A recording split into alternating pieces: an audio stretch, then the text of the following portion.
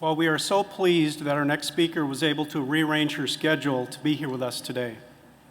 As she is not listed in your program, I would like to tell you just a bit about the Honorable Senator Amy Klobuchar, U.S. Senator for Minnesota. Senator Klobuchar has earned a reputation as an effective, results-driven legislator, willing to reach across the aisle to get things done. Prior to becoming the first woman elected to represent Minnesota in the U.S. Senate, she served as the top prosecutor on behalf of Hennepin County. Throughout her career in public service, Senator Klobuchar has consistently championed efforts to expand access to higher education and to help give students the resources they need to succeed. I'm delighted to welcome Senator Amy Klobuchar to the podium.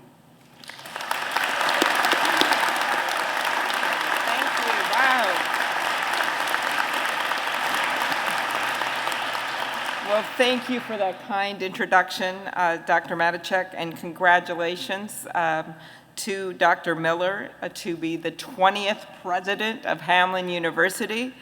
Dr. Miller, I think you see that it is a beautiful Minnesota fall day, and the sun is shining on Hamline today. And the metaphor is not missed on me that as the sun is shining in Minnesota, a hurricane is headed to Washington, D.C. Actually, the reason I couldn't commit is, as Betty knows, we didn't know if we were going to be in a shutdown or not, but happily we are not, and we are all gathered today, and the governor was teasing me that I would be all hot and choke in this, but I will note that while the purple is for the law, we will pretend that it is for the Vikings this weekend. And I note once again the governor has given a beautiful proclamation, and Congresswoman McCollum and I really don't come with one because, you know, budget cuts, right? It is also great to be here with the mayor. It's not everyone, Dr. Miller, that gets to have your governor, a senator, a congresswoman, and a mayor, and I think it's a tribute to Hamline, to all of your wonderful faculty and your students, and I also welcome the college presidents and university presidents from all across our state. Of course, it's not just me that's saying nice things about Hamline. As the governor noted, U.S. News and World Report thinks that the school is pretty great too.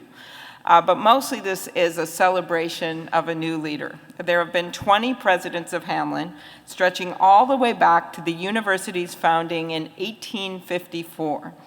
All but 2 have been men. None before now have been African American.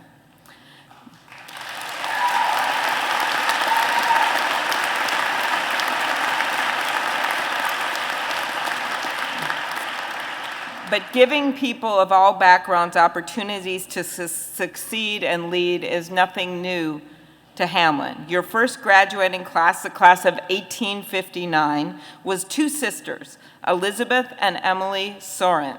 They weren't just Hamline's first graduates, they were Minnesota's first college graduates, right?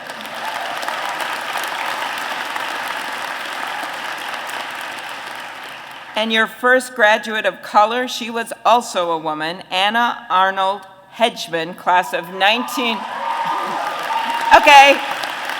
I must be in a crowd of pipers that would be cheering for someone from 1922.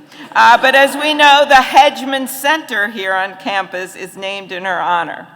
Dr. Miller has what it takes to carry on this progressive legacy, 30 years of academic leadership experience, Dean of the College of Education and Social Services at the University of Vermont, founding chairman of Ethnic Studies at Brown University, which is, by the way, where she met my good friend, Senator Sheldon Whitehouse of Rhode Island, who I know called her before she took the stage today.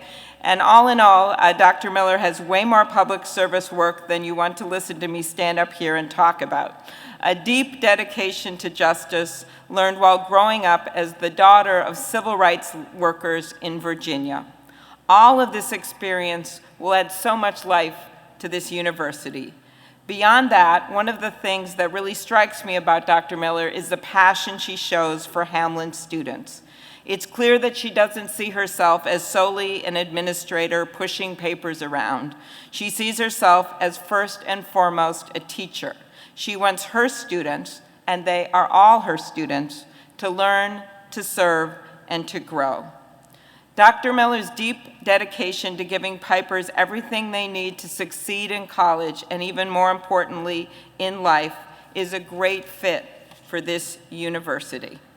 This is a university where Pipers are encouraged to take the skills that you've learned and bring them out into the wider community, to study abroad, to have a passion for public service, for living a full life and making the world a better, more just, and more equitable place. I'm just excited to be here today, and what I'm really excited about is this new president, because this is what she said, and it's something I think we should remember as we go forward today. You're only limited by the extent of your imagination. If you can imagine it, you can do it. If you can do it, you're a Piper. So,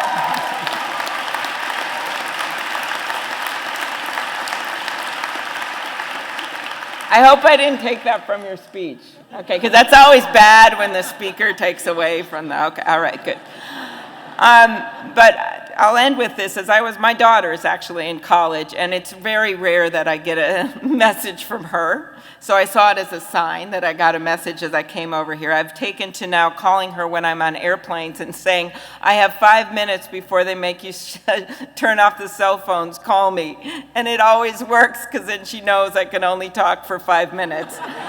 But as I was coming here, I was reminded of something that happened when she was a very little girl, and she was only 4 years old. And I walked by her room, and she was playing with dolls, and there was an older girl that they were playing together. And I heard this older girl, who was like 6 or 7, say to my daughter, one day soon I'm going to have a baby just like this doll. And I thought, what is my daughter going to say? I stood out the room, and she says, well, I'm going to have a baby too. But not for a long, long time, because you can't have a baby until you run for office and win an election. Like, yes.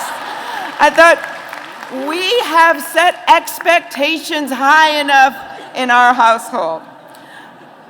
Well, Dr. Miller, by being here today, by leading this institution, you are setting expectations high. You are broadening the extent of our imaginations in the spirit of Elizabeth and Emily and Anna. You are allowing little girls and little boys of all backgrounds to see that, yes, they too can be a college president. And if they can imagine it, they can do it. Congratulations.